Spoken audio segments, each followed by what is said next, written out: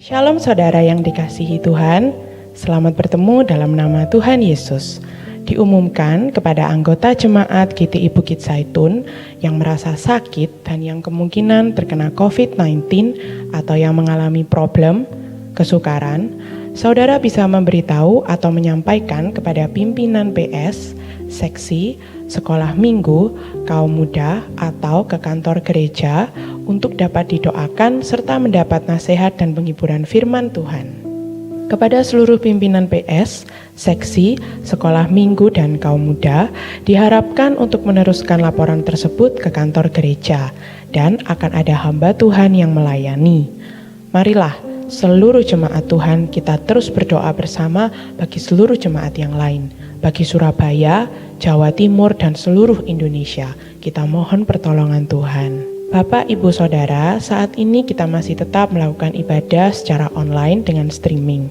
Adapun daftar jadwal ibadah yang kita ikuti adalah sebagai berikut.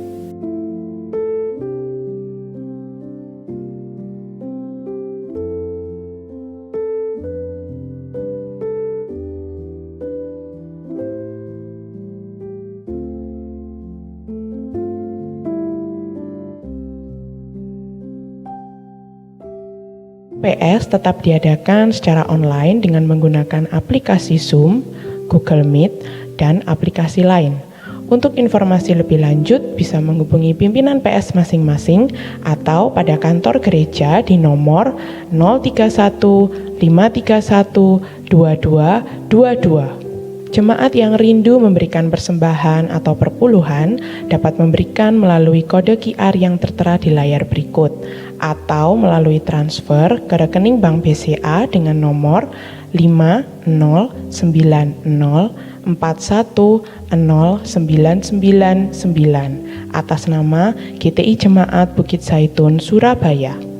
Untuk memutus mata rantai penyebaran virus COVID-19, kami menghimbau Bapak Ibu Saudara agar selalu mengikuti protokol kesehatan, yaitu dengan menerapkan 6M. Menggunakan masker disarankan rangkap 2, mencuci tangan, menjaga jarak, mengurangi mobilitas, menghindari kerumunan, serta menghindari makan dan minum bersama. Bapak, Ibu, Saudara, marilah kita mempersiapkan hati dan pikiran kita untuk mendengarkan firman Tuhan. Sebab itu, mari kita tetap menjaga suasana hadirat Tuhan di tempat kita masing-masing. Selamat beribadah, Tuhan Yesus memberkati.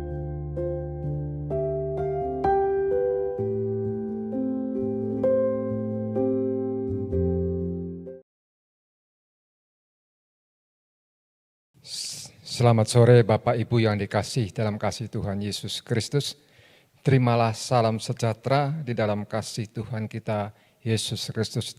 Dimanapun Bapak Ibu berada, mari sore ini kita sama-sama belajar sedikit kebenaran firman Allah yang tertulis di dalam Injil Lukas pasal 1 ayat 28 terjemahan King James Indonesia.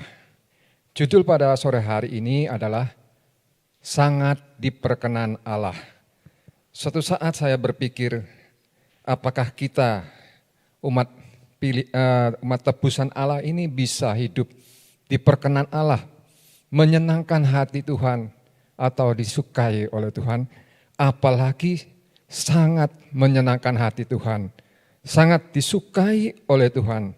Saya berpikir-pikir saudaraku, dan suatu saat saya membaca di dalam Injil Lukas pasal 1 ini, saya menemukan bahwa setiap orang itu memiliki kesempatan dan diberi kesempatan oleh Tuhan selama hidup di dunia ini untuk bisa memiliki kehidupan yang sangat diperkenan oleh Allah. Bukan hanya diperkenan oleh Allah, tetapi meningkat sampai menjadi pribadi yang sangat diperkenan oleh Allah, sangat diperkenan oleh Allah. Itu memiliki suatu kehidupan yang sangat menyenangkan, saudaraku. Kalau kita menjadi suatu pribadi, umat yang sangat disayangi oleh Tuhan, sangat menyenangkan hati Tuhan. Nah, jawabannya adalah bisa, saudara kita.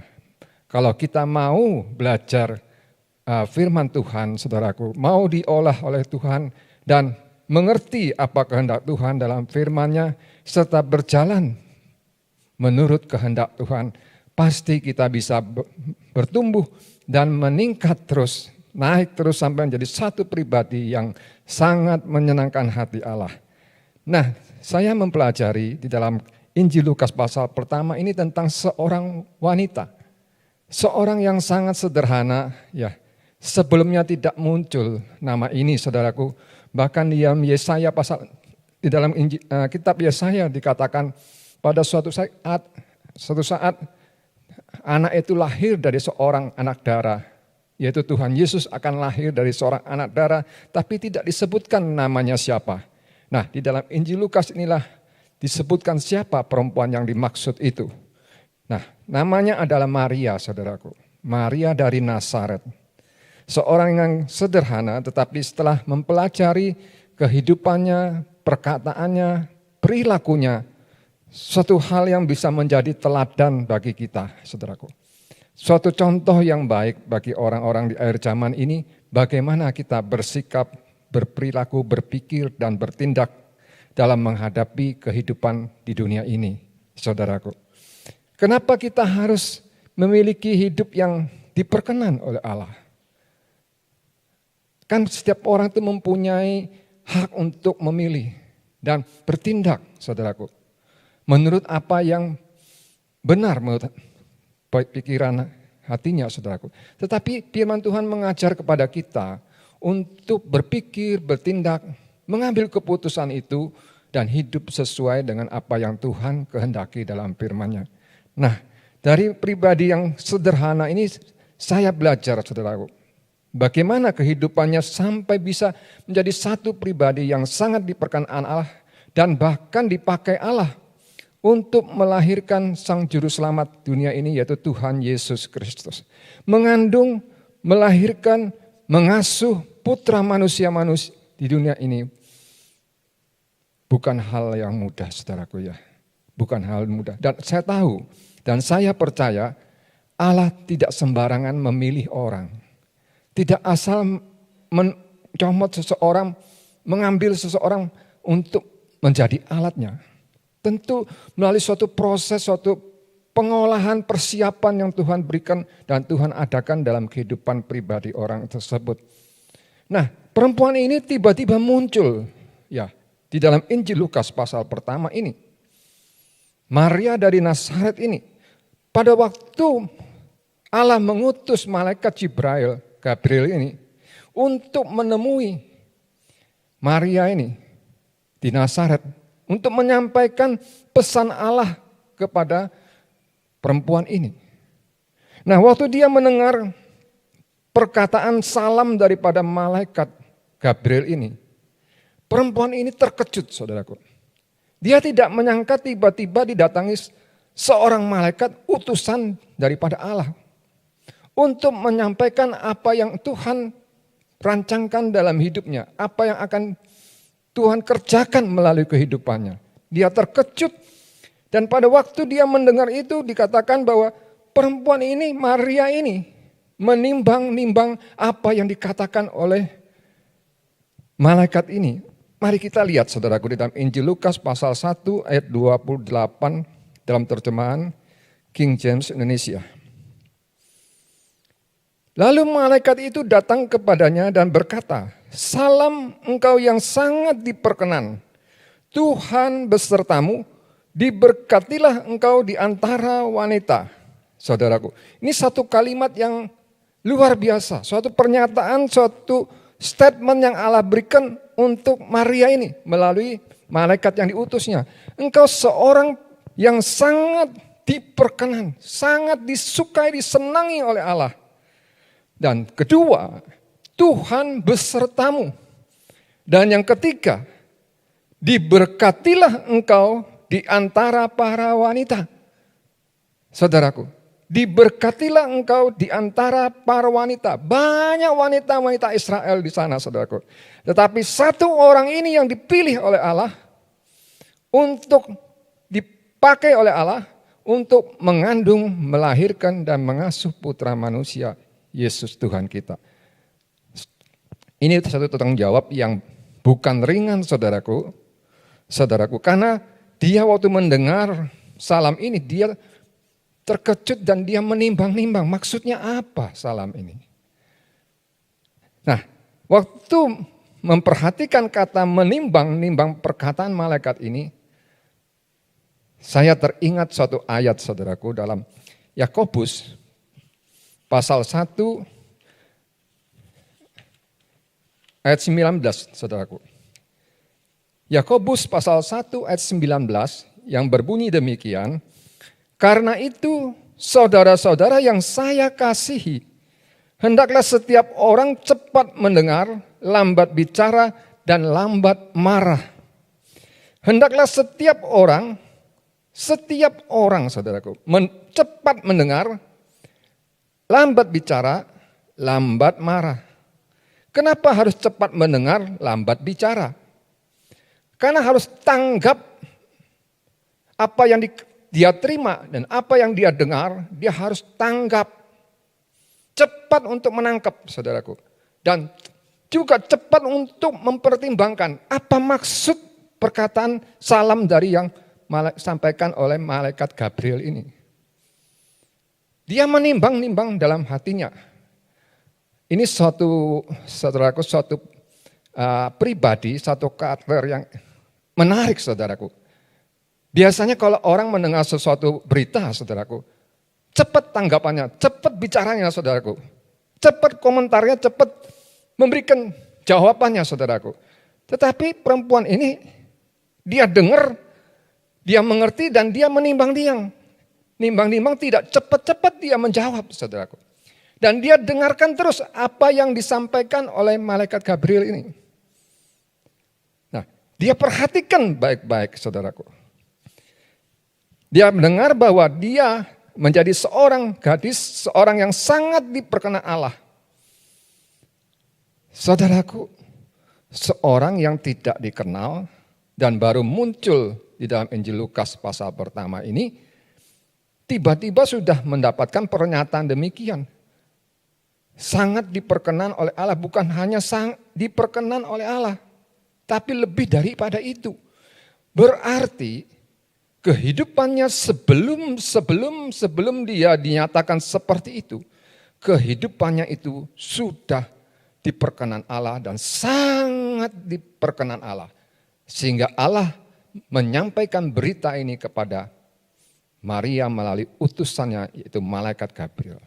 Berarti sebelum dia menerima berita itu, kehidupannya sudah sangat menyenangkan hati Allah. Sebab itulah dikatakan, diberkatilah engkau di antara wanita. Banyak Tuhan berikan pilihan, tawaran, barang siapa yang mau hidupnya memperkenankan Allah. Tetapi perempuan satu ini mengambil keputusan untuk menjalani hidupnya setiap saat, setiap hari, untuk menyenangkan hati Allah. Nah, akhirnya kehidupannya setiap hari yang dijalani seperti itu, membuat hati Allah itu begitu sangat menyenangkan dia, menyenangi dia, sangat sayang kepada dia. Dan dia dipercayai, dan dia dipercayai untuk memikul satu tanggung jawab, suatu pekerjaan yang bukan pekerjaan yang mudah. Saudara, kita akan terus melihat mengapa tanggung jawab ini bukan suatu pekerjaan yang mudah dan tidak bisa semua orang memikul tanggung jawab ini. Sebab mengandung dan melahirkan bukan hanya mengandung dan melahirkan, tetapi juga mengasuh putra manusia yang pada suatu saat menjadi korban sembelihan, menjadi korban perdamaian untuk setiap orang yang mau percaya kepadanya. Itu tidak mudah. Kalau kita lihat sekarang banyak orang mendidik anak-anaknya. Saudaraku, ada yang dibiarkan bertumbuh sendiri. Ada juga ibu yang keras mendidik anaknya. Bermacam-macam, saudaraku. Tapi sore ini kita belajar bagaimana pribadi daripada Maria ini. Dan kita bisa melihat, saudaraku, di dalam pribadi Tuhan Yesus juga ada mirip-mirip seperti itu. Jadi orang yang paling dekat dalam kehidupan seorang anak itu menjadi teladan contoh yang bisa dia lihat. Jadi hati-hati, saudaraku, kita hidup sebagai orang tua itu secara sadar tidak sadar, kita ini menjadi contoh yang hidup bagi mereka. Saudara, jadi kenapa sampai Maria ini jadi seorang perempuan yang sangat diperkenan oleh Allah? Nah, saudara, kita perhatikan lebih lanjut. Saudara, waktu dia mendengar berita itu, dia menimbang-nimbang di dalam hatinya. Maksudnya apa? Kenapa sampai malaikat ini berkata dia itu sangat menyenangkan hati Allah? Lalu dia berpikir-pikir, saudaraku. Nah, saya mulai berjalan terus, saudaraku. Saya teliti, saya cari, saudaraku. Waktu putra manusia, Yesus berumur 12 tahun, saudara. Dia dibawa ke bait Allah. Setiap tahun pada waktu hari raya Paskah, mereka berangkat ke Yerusalem untuk merayakannya. Nah, pada waktu Tuhan Yesus berumur 12 tahun, mereka berangkat. Saudaraku, mereka berangkat. Nah, pada waktu setelah perayaan itu mereka pulang, setelah satu hari perjalanan jauhnya, barulah mereka menyadari, Maria dan suaminya, bahwa Tuhan Yesus itu tidak beserta dengan rombongan mereka. Itu tertulis dalam Injil Lukas pasal 2 ayat 41 sampai 52. Tidak ikut mereka pulang. Lalu saya ini berpikir, saudaraku, kenapa tulisan ini, kenapa cerita ini, peristiwa ini ditulis di dalam Alkitab? Apakah yang Tuhan mau sampai ditulis, dimasukkan peristiwa ini? Umur 12 tahun diajak ke bait Allah. Setelah satu hari perjalanan, saudaraku, baru orang tuanya menyadari bahwa Yesus tidak bersama-sama mereka pulang. Lalu mereka mulai mencari putranya ini. Saudaraku, 3 hari mereka mencari. Sampai akhirnya baru mereka bertemu Tuhan di bait Allah. Coba kita renungkan di sini sebentar, saudaraku. Andai kata, saya berpikir, andai kata waktu mereka ingat setelah 1 hari perjalanan, mereka sudah ingat, Tuhan Yesus ketinggalan di bait Allah. Langsung mereka pergi kembali ke bait Allah, hanya memakan waktu paling lama 1 hari perjalanan. Pasti ketemu lagi di sana. Tetapi kenapa sampai 3 hari? Saudaraku, coba bayangkan kalau itu andai kata kita orang tua kehilangan anak. Pada hari raya Paskah yang begitu ramai, begitu banyak orang yang datang ke Yerusalem. Sehari perjalanan baru kita menyadari anak kita ini tidak bersama-sama dengan kita pulang. Lalu di mana dia? Ini bisa membuat seseorang tua itu menjadi khawatir, kepikiran, dan mulai panik, saudaraku. Dia mencari, saya berpikir setelah 1 hari mencari, tidak menemukan. Malam harinya mereka mulai berpikir, anak saya di mana ya? Nanti makannya ya apa ya? Keadaannya bagaimana? Itu orang tua seperti itu. Hari kedua dicari lagi. Malam datang, tambah kepikiran lagi, saudaraku. Ada sebagian orang tua mungkin bisa menjadi marah. Mulai berkata-kata yang emosi yang mulai naik, saudaraku. Mulai lagi dia menyalahkan satu. Bapak ini tidak jaga anaknya. Ibu tidak perhatikan anak. Bisa jadi pertengkaran, saudaraku. Sebab anaknya sudah 2 hari dicari tidak ketemu. Bayangkan sampai 3 hari dicari. Baru akhirnya ketemu. Kita bisa memikirkan bagaimana andai kata kita berada di posisi Maria dan Yusuf. Lalu saya mulai mengerti kenapa ini ditulis oleh Tuhan. Sampai sekian lama. Di saat kita, ada satu pelajaran penting. Di saat kita menghadapi hal seperti ini. Kita harus tenang.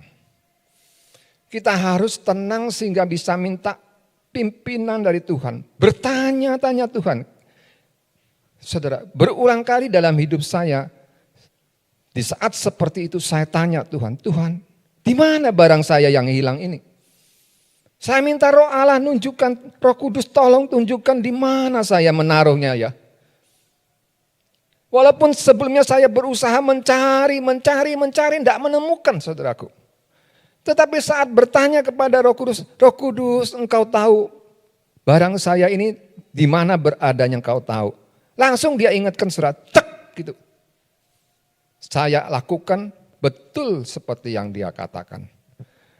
Jadi di saat menghadapi seperti itu, menghadapi tantangan masalah dalam hidup ini, kita tuh harus terlebih dahulu tenang. Jangan lebih dahulu memberikan komentar, saudaraku. Bertanya-tanya, saudaraku. Nah, ibu dan bapaknya ini sudah 3 hari, saudaraku. Bayangkan, waktu mereka ketemu Tuhan Yesus, apa yang mereka katakan? Di dalam Injil Lukas ini, saudaraku. Mereka katakan, nak, kenapa engkau memperlakukan kami seperti ini?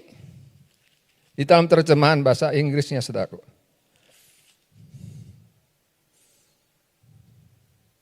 Kenapa engkau memperlakukan kami seperti ini? Di dalam Injil Lukas pasal 2 ayat 48, waktu mereka sampai di Bait Allah, mereka melihat bahwa Tuhan Yesus ini tengah berbicara dengan para guru agama, saudaraku. Mendengarkan mereka dan mengajukan pertanyaan-pertanyaan kepada mereka. Itu tertulis dalam Injil Lukas pasal 2 ayat 46. Nah, waktu dia melihat Tuhan Yesus, mereka jadi heran, mereka jadi kagum. Saudaraku. Lalu mereka bertanya, nak, mengapa engkau berbuat demikian kepada kami? Lihat, bapamu dan aku sudah bersusah payah mencari engkau. Ini satu kalimat yang indah, saudaraku. Coba kalau kita menghadapi masalah seperti ini, ketemu anak kita, kira-kira, saudaraku, kira-kira apa yang akan keluar dari mulut kita? Sudah pasti sebagian orang akan melumpahkan amarahnya, emosinya, kepegelan hatinya. Waduh, kata-kata itu bisa menyakitkan hati, saudaraku.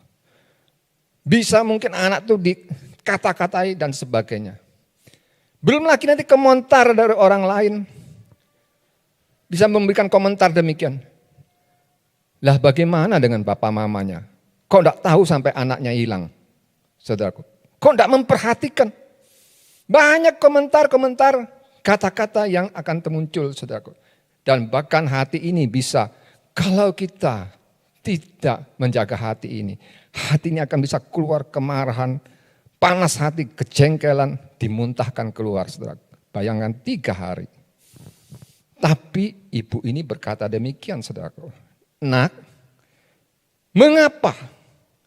Nah, mengapa engkau berbuat demikian kepada kami? Itu tertulis dalam Injil Lukas pasal 2 ayat 48 dalam terjemahan King James Indonesia. Berarti ibu ini meminta suatu jawaban. Kenapa engkau memperlakukan seperti ini, kami seperti ini? Engkau harus memberi jawaban, memberi alasan. Waduh, belajar ini saudaraku, hati saya itu begitu senang. Saya seperti dididik Tuhan, harus kamu sebagai orang tua itu harus seperti itu. Tidak bertindak otoriter terhadap anak-anakmu dan siapapun juga. Harus tahu mengapa engkau berbuat demikian. Seseorang melakukan suatu hal benar atau salah, itu tentu ada alasan dan sebabnya. Dan sebagai orang tua, kita bertanya kenapa, mengapa, beri jawaban. Dan mengapa engkau sampai menyusahkan kami. Lihat tuh, papa mamamu susah payah mencari engkau. Di dalam terjemahan bahasa Inggris dikatakan dengan hati yang sedih. Waduh, bagaimana anak saya ya, malam pertama ini tidurnya di mana, aduh. Makannya bagaimana, apa enggak kedinginan, di mana dia berada, apa enggak, kalau istilah sekarang, apa enggak diculik sama orang, dibawa lari sama orang. Itu membuat orang tua ini penuh dengan kepikiran. Hari kedua, hari ketiga, hari waktu dia ketemu, Maria berkata demikian, nak, mengapa? Beri jawaban. Dia tidak ngamuk-ngamuk, saudaraku, tidak emosi. Ini satu pelajaran penting, saudaraku. Walaupun ini sederhana ditulis di dalam Alkitab.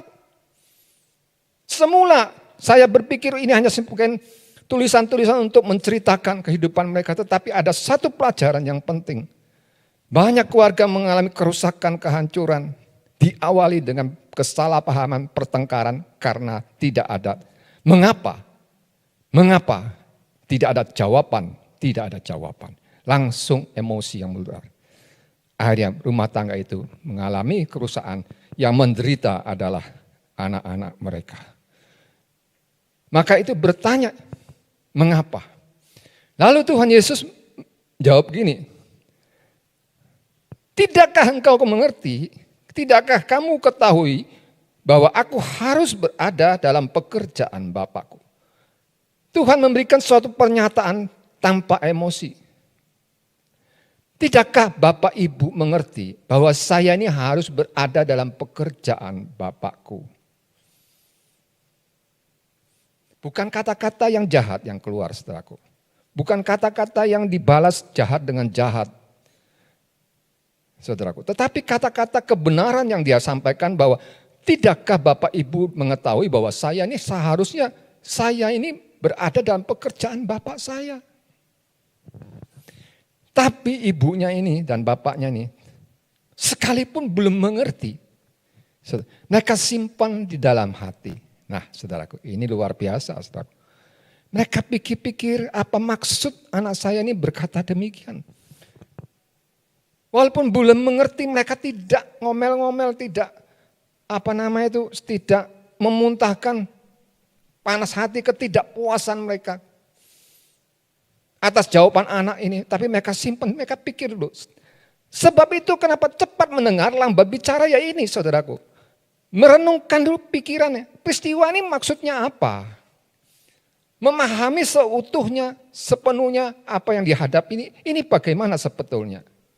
Dan harus jawaban bagaimana untuk menjawab ini. Lebih-lebih baik kalau kita bertanya sama Tuhan. Harus dijawab bagaimana ini. Maksudnya apa? Tujuannya apa ini? Sebab itu memberikan jawaban itu tidak cepat, lambat. Tapi ada jawaban. Jawaban seperti ini setelah didengar, ibunya diam. Simpan di dalam hati. Ini yang kedua. Saudara. Suatu hari, kita perhatikan saudaraku ya, kelanjutannya. Luar biasa waktu saya memikirkan ini Tuhan ajak lagi saudaraku. Terus saya dibawa saudaraku. Waktu Tuhan bertemu dengan ibu bapaknya yang mencari dia, ya, dikatakan, lihat itu, ibumu dan saudara-saudaramu mencari engkau. Di dalam Lukas pasal 2 ayat 48, Injil Lukas di pasal 2,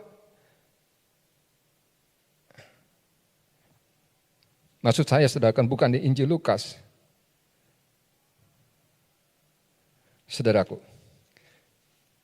waktu mereka bertemu dengan Tuhan Yesus, Markus pasal 3, saudaraku, ayat 31 sampai 35.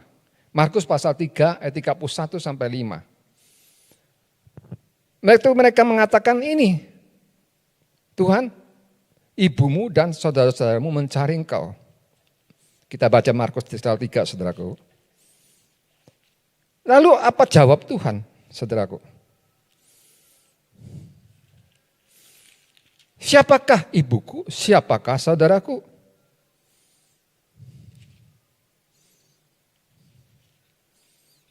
Nah, Lukas pasal 3, Markus pasal 3, saudaraku, ayat 31 sampai 35. Kemudian datanglah saudara-saudaranya dan ibu Yesus. Sementara mereka berdiri di luar, ya, mereka mengutus orang kepada Yesus untuk memanggilnya.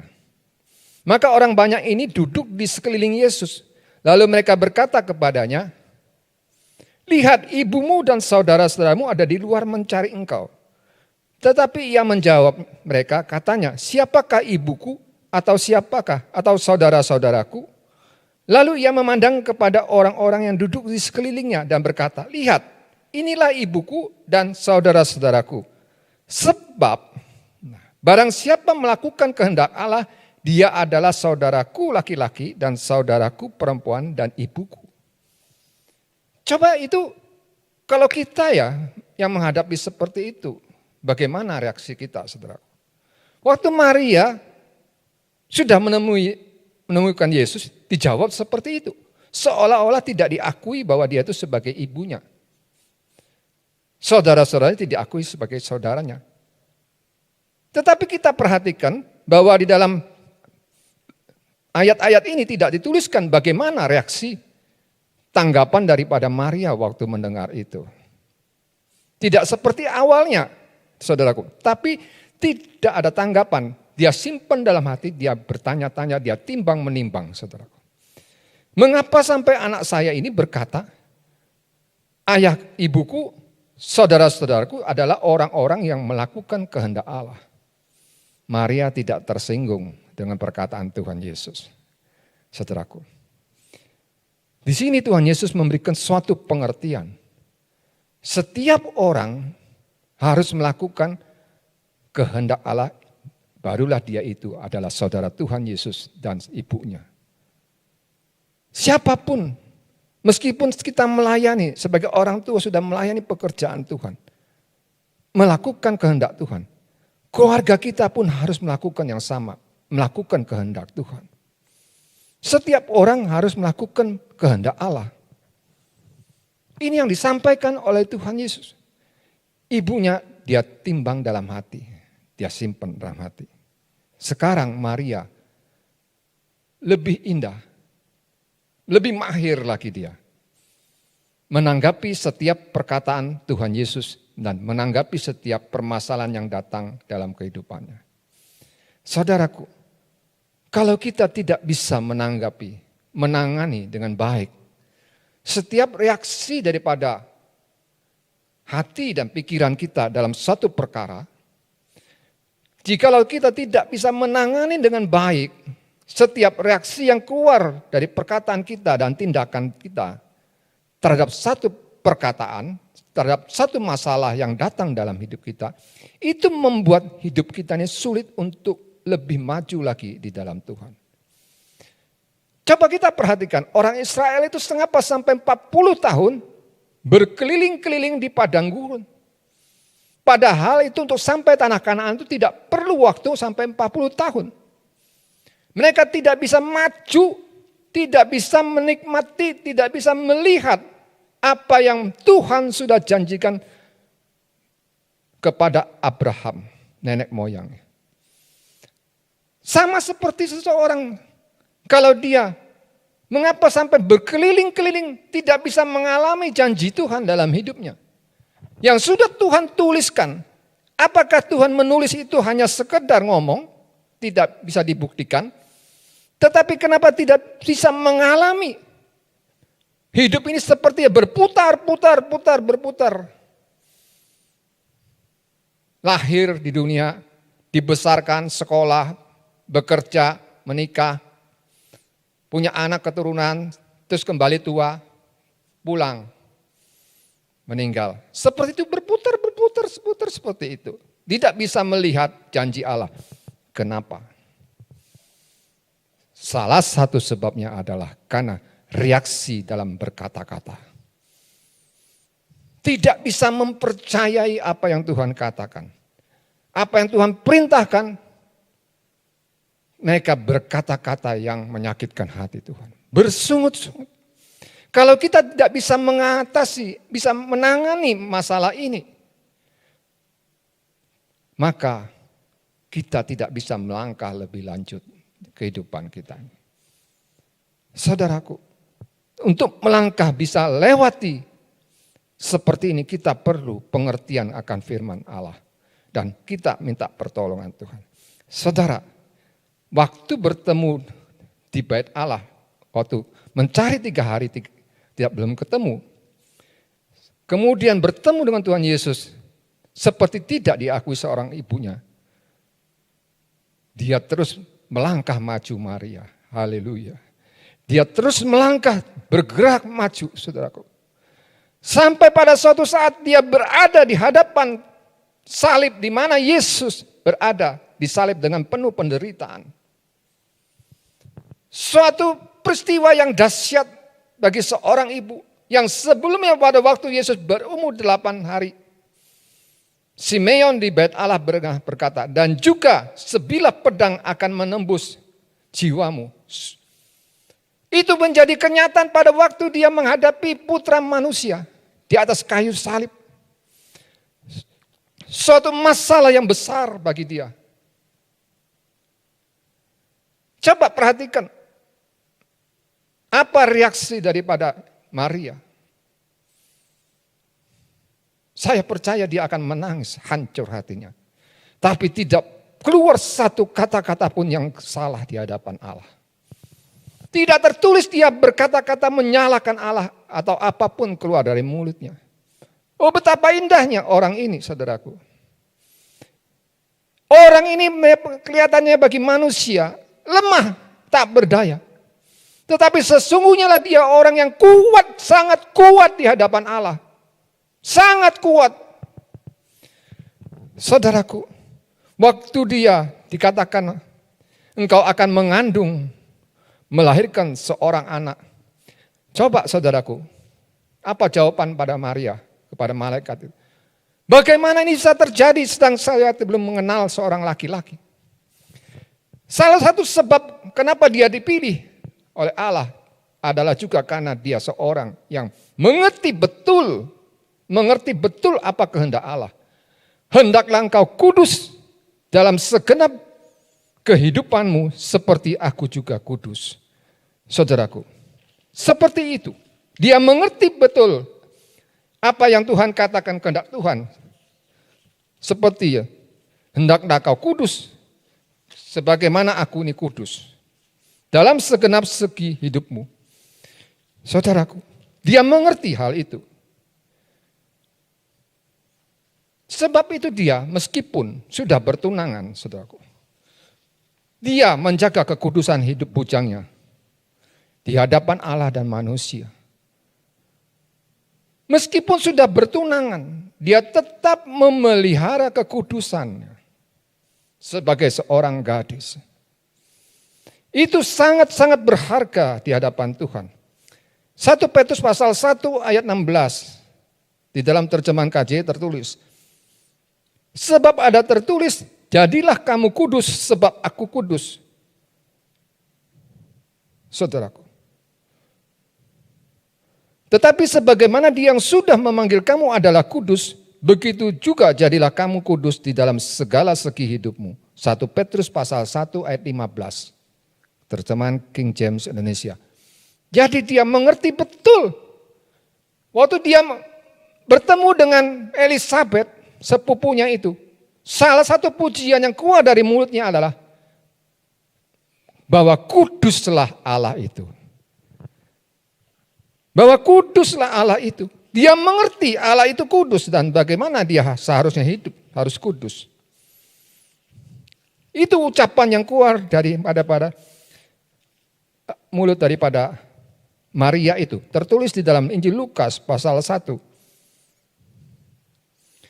ayat 49.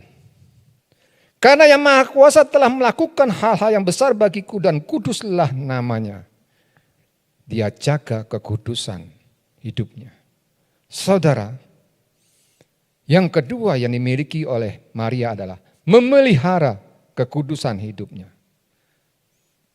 Sebab itu kenapa, saudaraku? Kalau seseorang mudah bereaksi dosa, bereaksi salah, itu akan mencemarkan kekudusannya. Sebab perkataan yang keluar dari mulut ini akan membuat kekudusan yang dimiliki olehnya itu akan menjadi cemar di hadapan Allah. Nah, coba saudaraku bayangkan. Waktu dia menerima berita ini, apakah Maria ini tidak berpikir nanti bagaimana tanggapan orang? Saya ini tiba-tiba nanti hamil, padahal saya belum menikah sebagai suami istri, hanya baru di pertunangan. Apa kata orang? Sedangkan di dalam Injil Yohanes pasal 8 pada waktu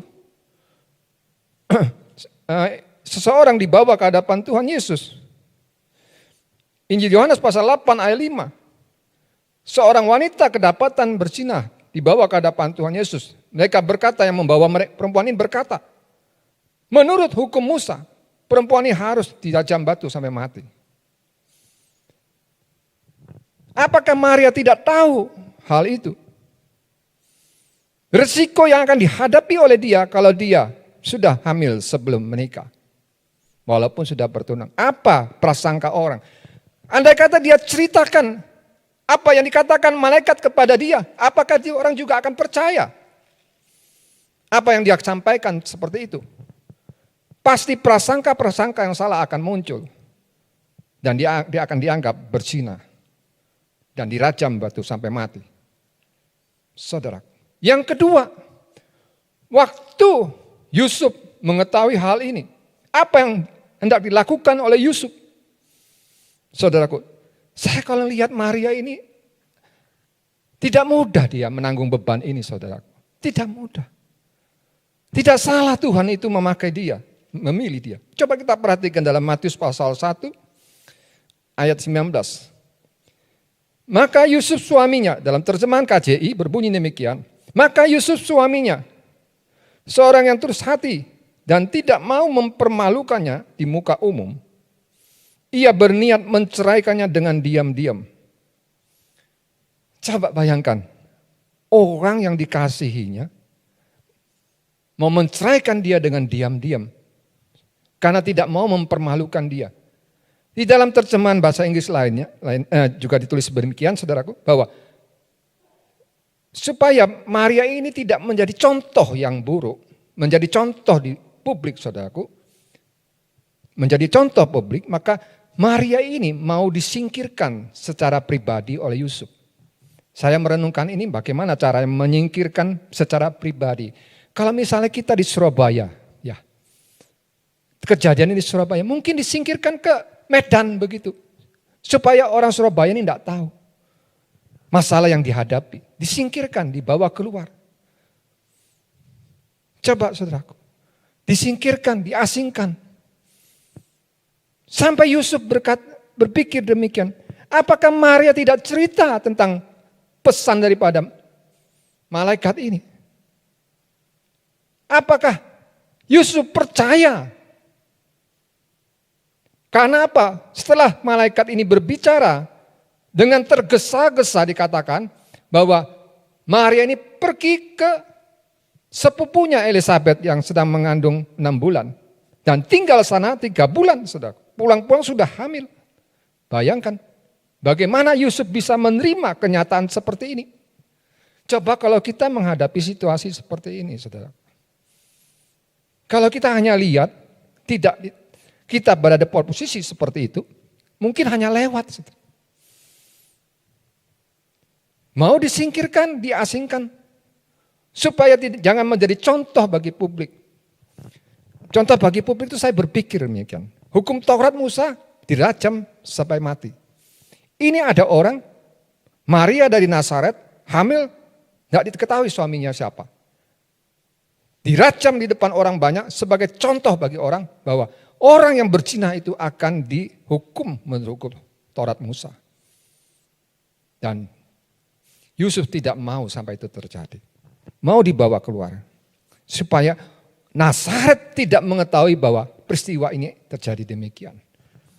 Siapa yang mau percaya berita yang disampaikan oleh Gabriel ini? Saudaraku. Tetapi Maria ini berkata, dia berkata, jadilah seperti perkataanmu. Lihatlah saya ini hamba Allah. Jadilah menurut perkataanmu. Ini suatu perkataan yang keputusan yang tidak mudah dan tidak bisa diperbuat dengan tiba-tiba tanpa suatu pengolahan dalam hidup seseorang. Saya akan beri contoh begini, saudara. Kalau saudara dan seseorang tidak dididik sebagai ahli bangunan, S1, S2, misalnya hanya SD. Ayo kamu sekarang saya beri tugas bangun gedung 10 lantai. Yang lulusan SD SMA ini bingung, saudaraku. Bagaimana ya caranya ya? Waduh, sudah tidak bisa berpikir dia, saudaraku. Tetapi kalau sudah lulus S1, ahli bangunan, teknik sipil, waktu menerima tugas ini dia mengerti Ya, saya terima. Kenapa? Setiap dia sudah belajar dan dilatih untuk membangun sebuah rumah. Dia seorang insinyur sipil. Begitulah Maria. Waktu dia menerima tanggung jawab ini, sesungguhnya lah dia berkata, aku inilah hamba Allah. Berarti dengan berkata, demikian dia mengatakan, sesungguhnya engkau lihat, semua orang melihat Nazaret ini saya sebagai seorang wanita biasa. Tetapi sesungguhnya yang tidak bisa dilihat oleh orang lain, saya ini orang yang taat kepada Allah, seorang hamba Allah. Seorang yang selalu menurut apa yang Allah katakan. Sebab itu pada waktu dia menerima tugas itu, dia langsung menjawab, lihatlah, artinya engkau boleh tahu, malaikat boleh tahu, Allah boleh tahu bahwa saya ini seorang yang sungguh-sungguh mentaati Allah dalam hidup saya sehari-hari. Lihat maksudnya. Bukan hanya lihat dia seorang gadis, tapi lihat perbuatan saya, lihat tindakan saya, lihat perkataan saya, lihat pikiran saya. Apakah saya ini sebagai seorang hamba Allah? Dia katakan, lihat, sesungguhnya lah saya seperti itu. Jadilah seperti yang menurut perkataanmu. Dia tidak merasa berat. Tidak merasa berat. Seorang insinyur sipil bangun rumah, tidak merasa berat. Saudaraku, tidak merasa berat. Dengan sukacita dia melakukannya, mengerjakannya karena upah besar menanti dia. Saudaraku, maka itu waktu dia bertemu dengan Elisabeth, dia katakan, jiwaku bersukacita, rohku bersukacita. Jiwaku memuliakan Tuhan. Mulai sekarang segala generasi akan menyebut aku perempuan yang berbahagia. Sampai generasi sekarang ini menyebut Maria seorang perempuan yang berbahagia. Dan dia disertai oleh Allah. Saudaraku, luar biasa. Saya waktu memikirkan, saudaraku, di kondisi pandemi ini, kita boleh memakai macam-macam pengetahuan duniawi untuk membuat bagaimana usaha kita maju, saudaraku, dan sebagainya yang tidak berdosa, saudaraku. Tadi pemikiran saya begini, saudaraku. Karena saya ini kan juga orang hanya lulus SMA, saudaraku. Bagaimana Tuhan itu bisa senantiasa memelihara, mencukupi. Ya, artinya kalau saya berdoa Tuhan, Tuhan selalu mendengar dan menjawab. Tuhan tolong, Tuhan dengar doa. Tuhan hari ini sepi loh Tuhan, baru dapat sekian loh Tuhan. Saya tiap hari selalu melihat, karena di tempat kami kerja itu ada sistem, saudaraku. Jadi jam sekian itu saya tahu ini uang penjualan ini masuknya sudah berapa. Saya kalau lihat, saya cek saudara, baru 250.000. Itu sudah jam 12, jam 1, saudaraku. Apa yang saya lakukan? Saya bawa, Tuhan tambahkanlah ya Tuhan. Baru dapat 250.000 loh Tuhan. Tambahkan ya Tuhan. Tak pernah sekalipun Tuhan itu tidak menjawab doa saya. Tak pernah sekalipun dia itu tidak mendengar. Bukan berarti saya ingin dapat banyak, itu tidak. 250.000 omsetnya saudaraku, bayar pegawai, apa cukup ya saudaraku? Untuk makan. Dalam kondisi seperti sekarang ini saudara, apa ya cukup saudaraku? Lalu saya lihat itu sambil saya berdoa, Tuhan. Tak pernah dia mengecewakan saudaraku. Lalu saya berpikir demikian. Kalau demikian, saya perlu Engkau Tuhan. Engkau sumber dari segala-galanya. Lalu dari pihak saya itu harus bagaimana? Supaya Tuhan itu bisa senang sama saya, bisa membuat lihat saya nih, sekeluarga saya bisa senang, bisa bersukacita, bisa menyenangkan hati dia. Lalu Tuhan membawa saya kepada pelajaran sore hari ini. Ini masih baru Tuhan kasih saudaraku. Jadi mulai sekarang, di tengah pandemi ini, saudara, kita perhatikan. Maria itu juga seorang yang sangat memperhatikan kebersamaan dalam keluarga. Kebersamaan di dalam keluarga. Kami setiap minggu, 1 minggu sekali ada hari-hari tertentu untuk berkumpul satu keluarga. Meskipun anak cucu sudah tidak ada yang gak serumah, tapi kami kumpul. Saudara. Beberapa jam bersamaan, di sana banyak yang kami interaksi, saudaraku, banyak yang kami ceritakan dan sebagainya. Firman Allah saling tanya, saudaraku. Ada masalah diceritakan di sana. Di sana kita banyak berinteraksi. Apakah itu perlu? Perlu. Walaupun serumah, kalau tidak pernah ngomong, saudaraku, keluar masuk, pagi keluar, malam keluar, datang tidur, bagaimana bisa berinteraksi dengan keluarga? Ada waktu-waktu. Maria dan Tuhan Yesus juga ada waktu-waktu mereka bersama. Waktu mereka berada di negeri Kana pada waktu pernikahan di Kana. Yohanes pasal 2. Mereka bersama-sama pergi sana. Kemudian beberapa hari mereka pergi ke Kapernaum. Saudaraku. Bersama-sama sekeluarga beberapa hari tinggal di sana. Waktu mereka bertemu dengan Tuhan Yesus sampai disebut siapa saudara-saudaraku itu. Siapa ibuku. Maria juga bersama-sama. Saudaraku, mereka bersama-sama. Ada waktu kebersamaan bersama. Saudara bisa coba, bisa praktekkan hal itu. Ada waktu kebersamaan dalam satu keluarga. Bagaimana tidak bisa bersama-sama? Bisa bersama-sama nanti di surga. Ada waktu kita bertemu. Ada waktu kita berkumpul. Saya berpikir demikian, saudaraku. Anak saya tanya sama saya, Pak, Papa hobinya apa? Saya pikir-pikir, saudara pikir-pikir, saya pikir, saya ini orang kok ya tidak punya hobi ya. Ada orang hobinya yang melihara anjing, sepeda mobil. Saya ini kok tidak ada ya. Kok gak enaknya ya jadi orang yang tidak punya hobi ini, saya pikir. Betul juga. Gak punya hobi itu juga gak enak.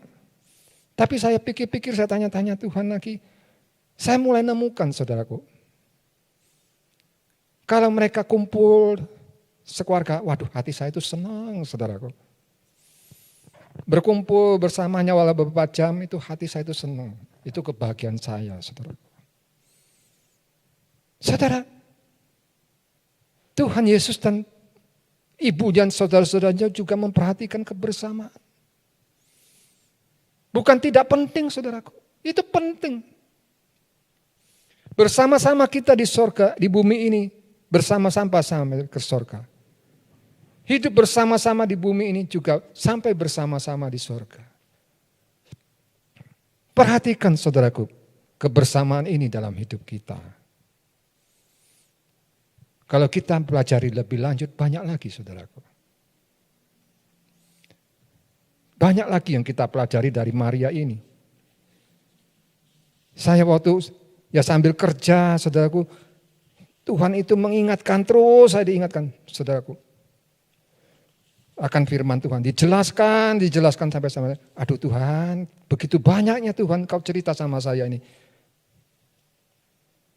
Saudaraku. Nah, saudara. Waktu malaikat ini bertemu dengan Maria, engkau seorang yang sangat diperkenan oleh Allah, disertai oleh Allah. Saya mulai mengerti, saudaraku. Maria disertai oleh Allah. Seperti Tuhan Yesus juga disertai oleh Bapa. Bapa itu tidak pernah meninggalkan dia. Tidak pernah meninggalkan Tuhan Yesus. Kenapa? Tuhan katakan bahwa dia selalu melakukan hal-hal yang memperkenankan hati Bapa. Tidak salah kalau Maria ini disertai oleh Allah. Suatu pernyataan yang tidak bisa dibantah. Karena yang berkata adalah malaikat yang menyampaikan perkataan Allah kepada Maria ini. Bahwa dia disertai oleh Allah. Mengapa?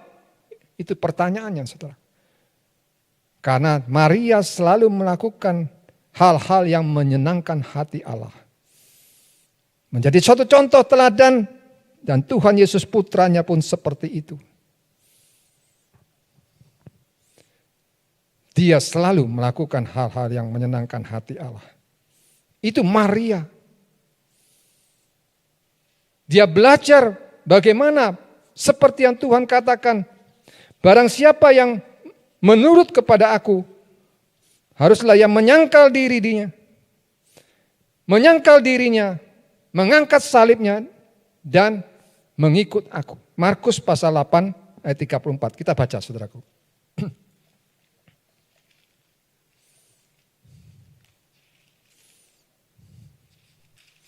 Markus pasal 8 ayat 34. Dan setelah ia memanggil orang banyak mendekat beserta murid-muridnya, ia berkata kepada mereka, barang siapa hendak mengikut aku, biarlah ia menyangkal dirinya, mengangkat salibnya, dan mengikut aku. Ini di dalam terjemahan King James Indonesia. Kalau di dalam terjemahan lama, tertulis, barang siapa yang hendak menurut aku. Nah, kalau kita ingin menurut kepada Tuhan, taat kepada Tuhan, Tuhan katakan, hendaklah ia menyangkal dirinya. Menyangkal dirinya, mengangkat salibnya, ya, terus mengikut Tuhan. Tidak jauh dari Tuhan, ikuti terus. Angkat salibnya terus, sangkali dirinya, nurut sama Tuhan. Jadi artinya menurut sama Tuhan, harus menyangkal dirinya, mengangkat salibnya, dan ikut Tuhan terus sampai akhir. Maria seperti itu, saudaraku. Akhirnya Allah itu beserta dengan dia. Kalau Allah beserta dengan Maria, dia lakukan perkara-perkara yang besar. 2 Timotius pasal 2 ayat 20 sampai 22. Di dalam sebuah rumah itu ada bejana yang mulia, ada yang tidak mulia. Kita baca saudaraku. 2 Timotius pasal 2.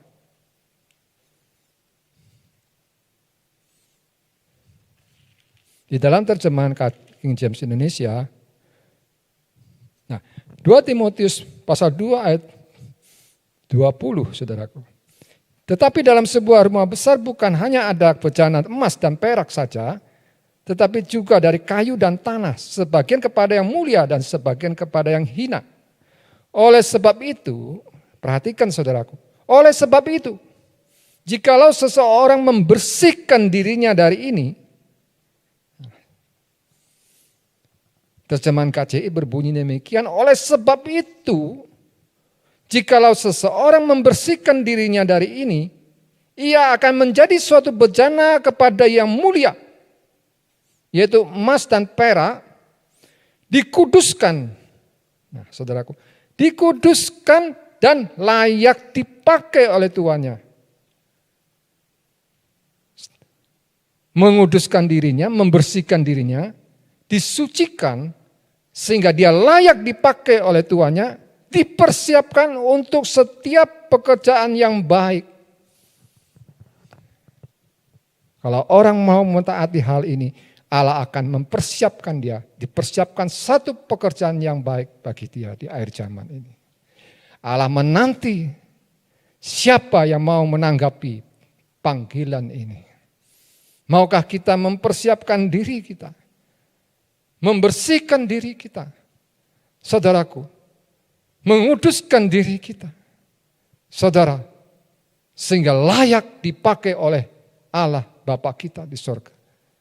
Di akhir zaman ini. Seperti di zamannya Maria, dia dipersiapkan, dikuduskan, layak dipakai oleh Allah untuk satu pekerjaan, yaitu mengandung, melahirkan, mengasuh putra manusia Yesus. Kehidupannya begitu indah. Tuhan hiasi kehidupan Maria ini.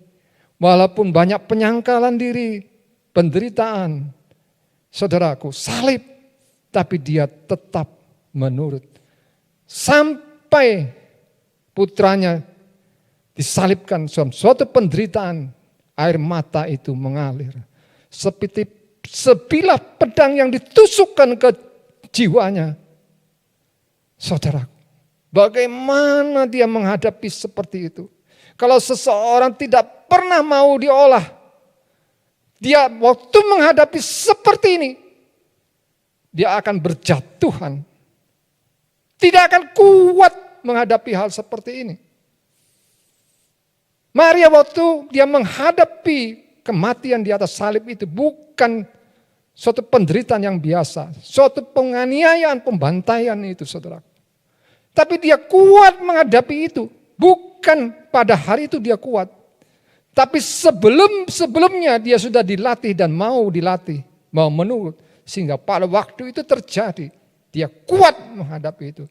Tidak berdosa di hadapan Allah. Sampai dia berada di loteng Yerusalem menerima baptisan Roh Kudus. Wah, suatu kehidupan yang semula tidak disebutkan, saudaraku. Muncul seorang gadis yang luar biasa. Waktu Tuhan Yesus berumur 12 tahun, disuruh pulang kembali kepada bapak orang tuanya. Ikut kembali ke Nazaret. Tuhan Yesus nurut sama orang tuanya. Harus menunggu 18 tahun lagi bagi Tuhan Yesus untuk muncul menjadi juru selamat dunia. Suatu saat berumur 30 tahun itu yang dihadapi itu luar biasa. Suatu tantangan besar terhadap apa yang disampaikan, diajarkan oleh Tuhan Yesus. Dia dikatakan bersetan, Beelzebul, saudaraku, mau dibunuh, saudaraku, dijebak, dan sebagainya. Dipancing emosinya untuk berkata-kata, untuk bersata-kata yang salah. Tapi setelah 18 tahun dia baru muncul kembali. Berumur 30 tahun dia tahan menghadapi itu. Dia tahan menghadapi tantangan itu. Sampai di kayu salib tidak pernah berdosa dengan perkataannya. Tidak berdosa. Lewat penderitaan itu Tuhan Yesus disempurnakan sampai di salib. Kalau tidak, saudaraku, kita manusia sekarang ini tidak ada satupun yang diselamatkan dari neraka, saudara. Tapi karena Yesus waktu umur 12 tahun dia sudah luar biasa. Dia ikut kembali pulang bersama orang tuanya. 18 tahun lagi dia menunggu, diolah, saudaraku. Dipersiapkan. Dia muncul luar biasa. Saudaraku, tidak ada cacat celanya. Betapa hati Tuhan itu menyenangkan. Saudaraku, duduklah, taatlah kita senantiasa mulai sekarang. Sampai pada suatu saat kita dipersiapkan Tuhan, disediakan untuk melakukan satu tanggung jawab pekerjaan di zaman kita. Saudaraku, disertai Allah. Akhirnya dikatakan orang-orang berkata, berbahagialah Maria di antara para wanita. Mulai sekarang orang akan berkata saya ini berbahagia. Maria mengerti betul. Dia katakan Tuhan memperhatikan kerendahan hati saya. Kerendahan saya diperhatikan. Sekalipun orang selama ini tidak peduli saya hidup benar. Sekalipun orang tidak percaya saya mengandung dari Roh Allah. Putra Allah ada di dalam saya. Saya tidak berbuat dosa. Meskipun selama ini orang tidak percaya. Tapi saya tetap setia dan saya tetap menurut taat kepada Allah. Saudaraku, tidak pernah sia-sia pengharapannya itu. Satu kali dia katakan Tuhan memperhatikan kerendahannya hatinya ini. Tuhan angkat dia. Tuhan bisa angkat siapapun. Dan Tuhan bisa menurunkan siapapun. Dan Tuhan melihat kerendahan ketaatannya, Tuhan angkat dia. Dia disebut seorang yang berbahagia di dunia ini. Saudara, kalau saudara dan saya mau dipersiapkan oleh Allah, mau taat, mau menurut, menyangkal diri, memikul salib, menderita karena Tuhan. Saudara, meskipun orang tidak tahu, meskipun orang tidak mengerti, saudaraku, tapi Allah itu akan mencatat semua menghiasi hidup saudara seperti itu, dicatat. Suatu saat dia akan angkat saudara untuk pekerjaan yang dia persiapkan. Semua orang akan menyebut saudara berbahagia. Saudara akan orang dikatakan heran ya. Orang-orang tokonya sepi, tapi saudara kok rame ya. Heran ya, mengapa saudara tokonya kok begini rame, sedangkan sekeliling saudara sepi. Saudaraku, siapa yang bekerja itu? Siapa yang berkarya itu? Sampai orang-orang itu bisa berkata kepada saudara nanti, berbahagia saudara, beruntung. Orang-orang tokonya sepi, tetapi saudara diberkati Tuhan. Apakah itu dengan tanpa alasan, tanpa sebab saudaraku, Tuhan memberkati orang tersebut? Ada sebabnya, ada alasannya. Tuhan tidak bisa disalahkan. Dia punya alasan, dia punya bukti. Kenapa dia harus memberkati orang itu? Tuhan katakan apa yang tidak pernah terbit daripada hati kita. 1 Korintus pasal 2 ayat 9. Apa tidak pernah muncul dalam hati kita. Tidak pernah kelihatan, tidak pernah kita pikirkan. Disediakan oleh Allah bagi orang yang mengasihi dia. Bagi orang yang mengasihi dia sudah disediakan oleh Allah. Saudaraku, dalam masa pandemi ini kita banyak berkumpul dengan keluarga kita. Akan terlihat kekurangan dan kelebihannya. Akan terlihat sifat aslinya. Akan terlihat karakternya, tabiatnya. Tapi satu hal di tengah-tengah itu harus ada komunikasi. Ada suatu pertanyaan, mengapa? Dan ada suatu jawaban, alasannya. Karena saya ini. Sehingga tidak terjadi miskomunikasi, salah pengertian, gagal paham, sehingga terjadi salah paham. Jangan sampai iblis itu juga ikut campur, memanas-manasi keluarga ini dan memecahkan keluarga ini. Saudaraku, kalau kita bisa mengatasi bersama Tuhan dalam hal seperti ini, dengar baik-baik saudaraku. Kalau saudara dan saya mau diolah oleh Tuhan, Allah akan memakai saudara. Allah akan memberkati saudara. Allah akan menyertai saudara, melindungi, menjaga, memelihara saudara. Allah akan berperang bagi saudara. Ada satu pekerjaan yang Tuhan siapkan bagi Anda. Nah saudara-saudaraku, biarlah firman Tuhan pada sore hari boleh menjadi berkat bagi. Tidak peduli siapa saudara. Tidak lihat profesi saudara. Asalkan hati saudara dan saya tulus di hadapan. Saya mau Tuhan. Sekalipun dunia ini tidak melihat saya. Tidak menilai saya tetap mau hidup benar dan kudus. Taat kepada Tuhan. Menimbang-nimbang setiap perkataan yang harus saya ucapkan. Saya harus memahami betul apa yang saya hadapi. Mendengar dengan baik apa yang saya dengar. Dan tidak memberikan tanggapan-tanggapan yang salah. Yang banyak kali menyakitkan hati orang. Menimbulkan permasalahan, kebencian dan sebagainya.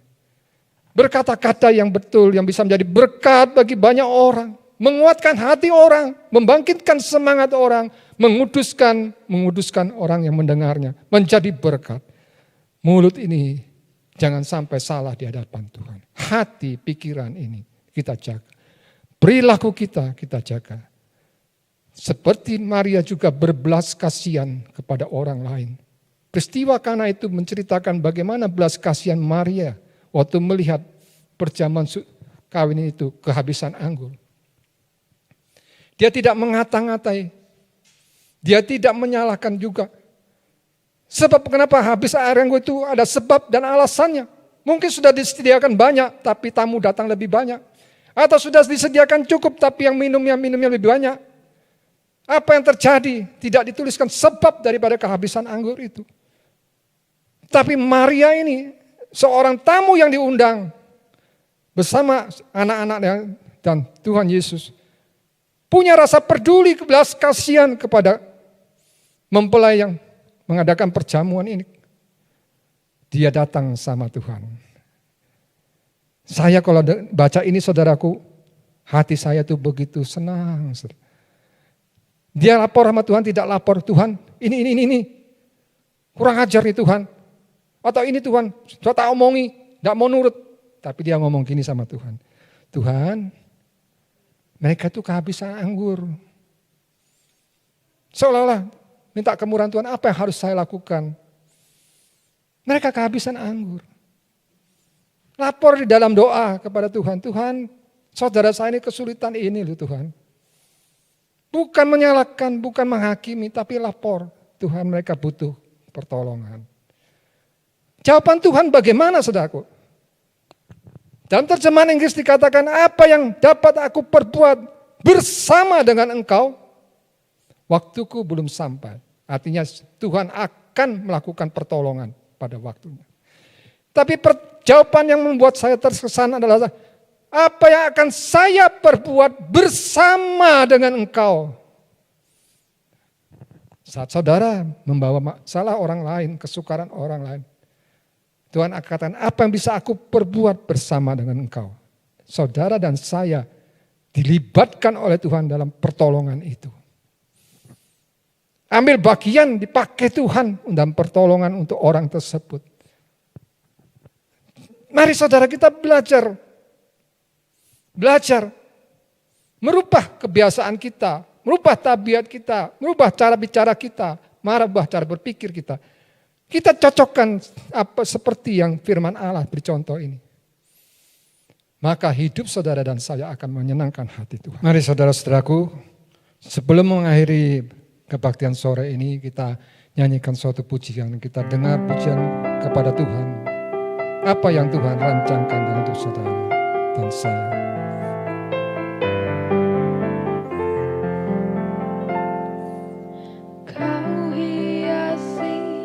Kehidupanku dengan kemurahan-Mu,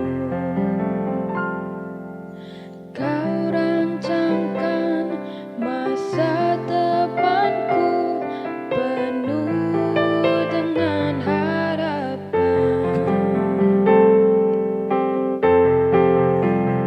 Aku ada saat ini, semuanya karena kasih-Mu.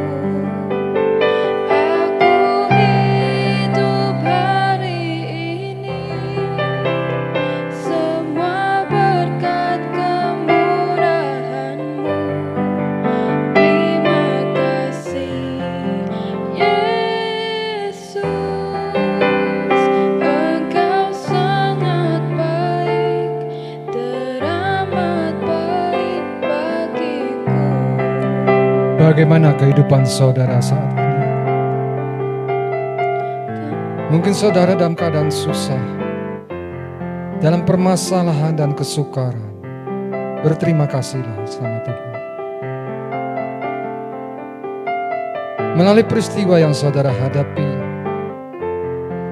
itu karena Tuhan mengasihi saudara. Saudara ada saat ini sebagaimana ada saudara dan saya. Itu karena Tuhan mengasihi saudara. Ada satu rancangan yang Tuhan siapkan, yang Tuhan mau hiaskan dalam hidup saudara dan saya. Rancangan yang sesuai dengan kehendak Bapa Sorgawi. Sebab itu Dia mempersiapkan saudara. Jangan lewatkan waktu-waktu sekarang ini.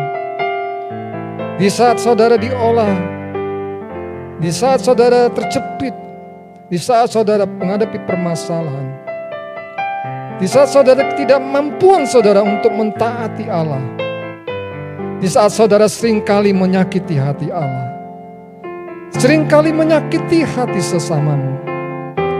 Banyak kata-kata yang sudah keluar dari hatimu, yang tidak terpikirkan dan tidak terbayangkan.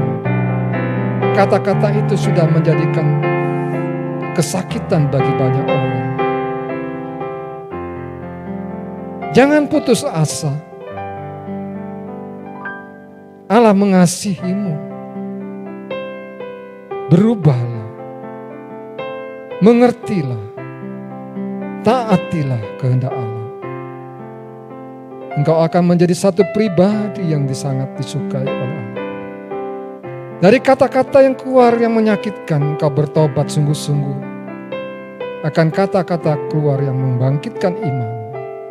Akan berubah keluar kata-kata yang membangun, mendorong, dan kata-kata yang berkuasa melalui lidah perkataan. Oh, haleluya. Kalau selama ini hidupmu dan hidup siapapun banyak menyakitkan dan banyak orang dan hati Tuhan, sore hari ini dengar baik-baik. Allah mengasihimu, bertobatlah dan berubah. Hidupmu akan dipakai Allah untuk membangun, menguatkan, melakukan apa yang Allah kehendaki.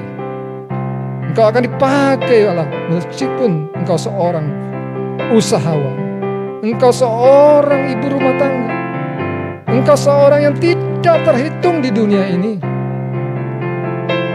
Allah sanggup memakaimu. Dengar baik-baik apa yang kita sudah dengar sore hari ini. Allah akan menolong saudara.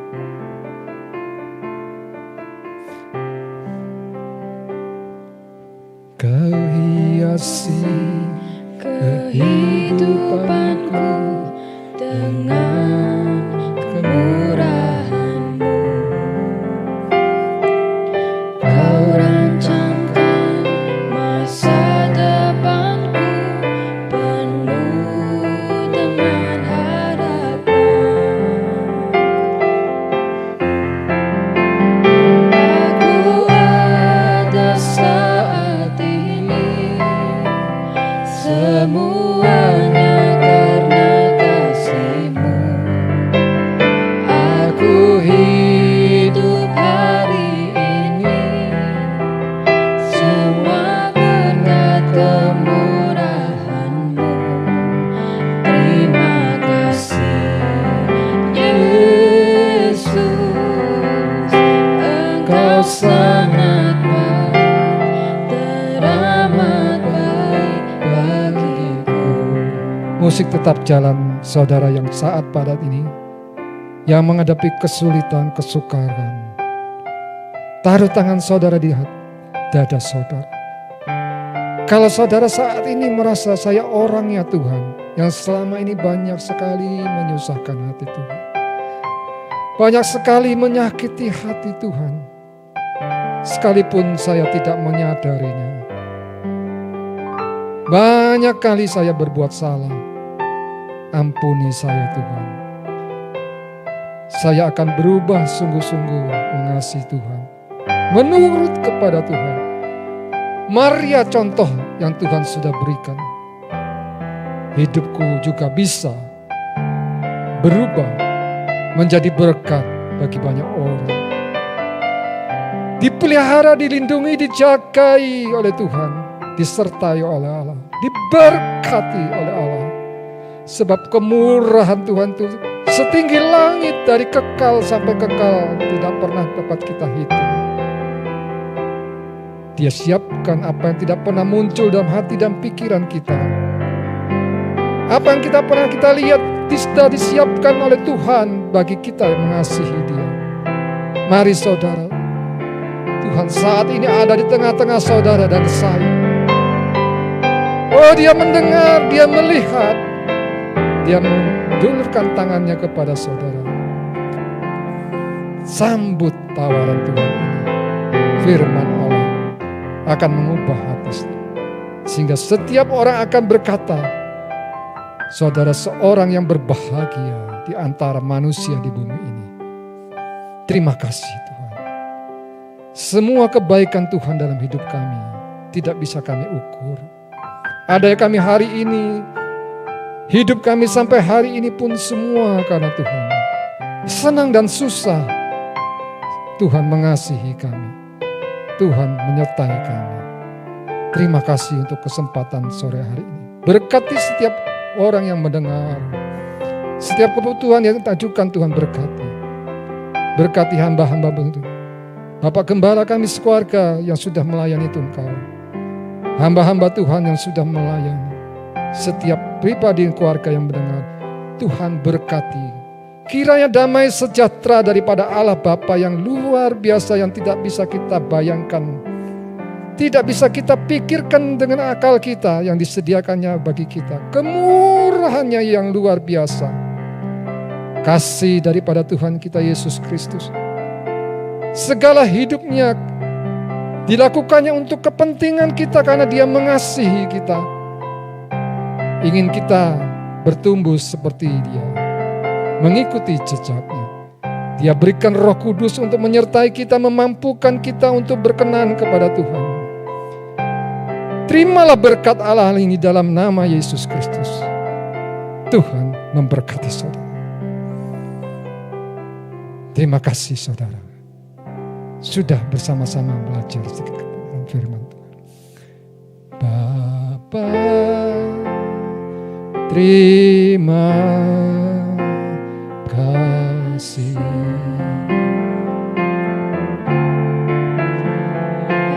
Bapa, terima kasih. Bapa di dalam surga, berterima kasih. Tuhan memberkati saudara. Puji Tuhan.